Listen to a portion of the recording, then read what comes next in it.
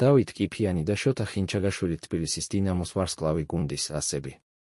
1982 წლის 26 აპრილს თბილისში სრკის ჩემპიონატის მატჩში კრასნოდარის უბანთან 3-1 დავით კიფიანმა მორიგი ტრავმა მიიღო. მატჩის 44 წუთზე დატოვა მოედანი და დაასრულა საფეხბურთო კარიერა. 1982 წლის 15 სექტემბერს თბილისში UEFA-ს თასზე მატჩში ნაპოლისთან 2-1 12 წუთზე რამონ დიასთან ორთაბრძოლის მოგების შემდეგ ტრავმას იღებს შოთა ხინჩაგაშვილი შეცვლიან.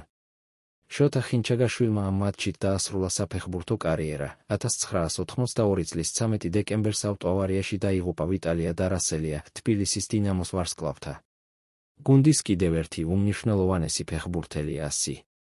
1983 წლის თბილისის დინამო აღარ იყო როგორც ინგლისურმა World Soccer-მან დაწერა არა მხოლოდ საბჭოთა კავშირის, არამედ ევროპის გიგანტი გუნდი.